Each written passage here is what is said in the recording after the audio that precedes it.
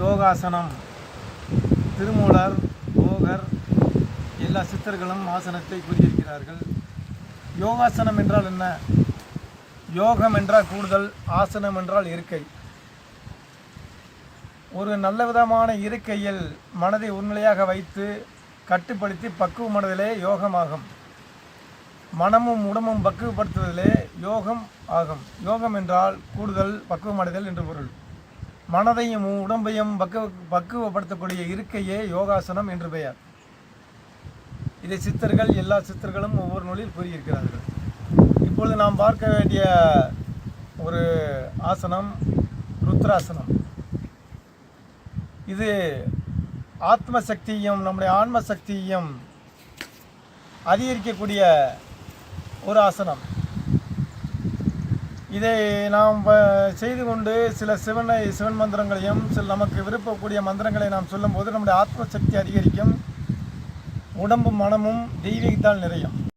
தேவ சம்போ மகாதேவ சம்போ.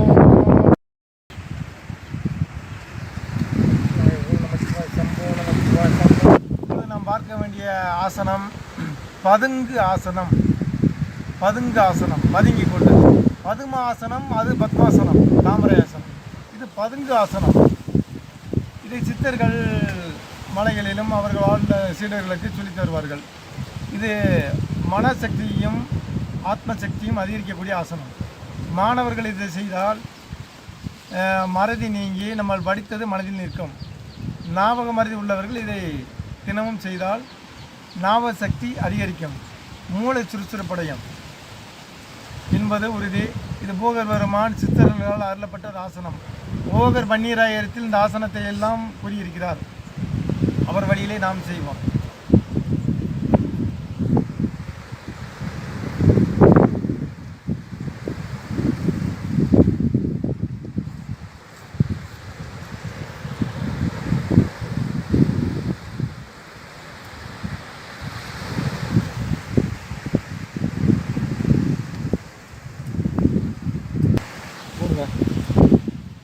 ஓம் Sri cream I'm.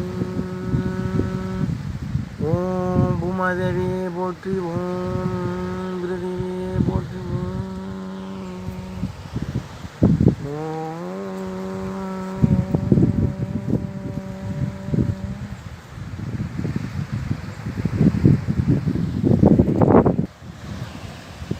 இப்பொழுது நாம் செய்ய வேண்டிய ஆசனம் இதழாசனம். இந்த இதழாசனத்தை நாம் பண்ணும்போது உடல் சம்பந்தமான பிரச்சனை, பகுதி சம்பந்தமான பிரச்சனை எல்லாம் நீங்கிவிடும். இதழாசனத்தை குழந்தைகள், மாணவர்கள், இளைஞர்கள் தினமும் பயிலலாம். மனம் அமைதி கிடைக்கும், மனது ஒருநிலையாகும்.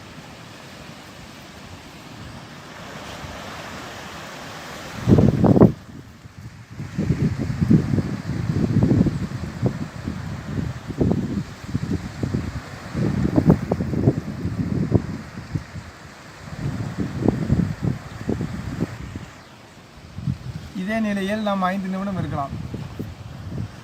இதை நாம் பிடித்த தெய்வங்களை நாம் மனதிற்குள் சொல்லிக்கொள்ளலாம். ஓம் நமச்சிவாய, ஓம் காளி, ஓம் விஷ்ணுவே, ஓம் பிரம்மா, ஓம் முருகா, ஓம் குருவே போற்றி, ஓம் குருவே போற்றி, ஓம் குருவே போற்றி.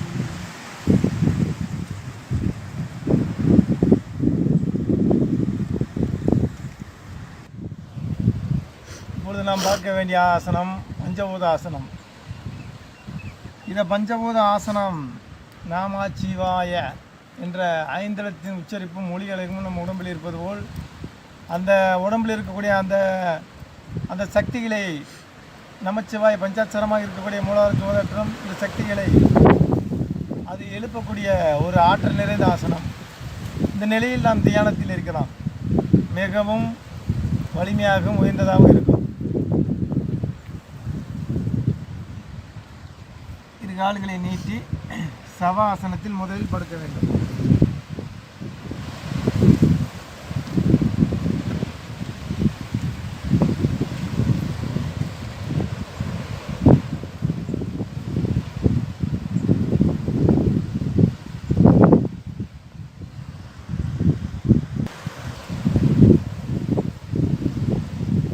பஞ்சபூத ஆசனம்.